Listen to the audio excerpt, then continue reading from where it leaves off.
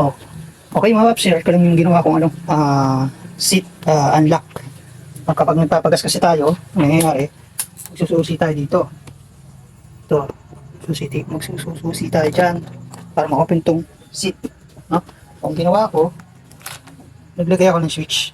No? Basta nakasusi lang yan, i-unlock ko lang to, push ko lang yan, unlock ko na.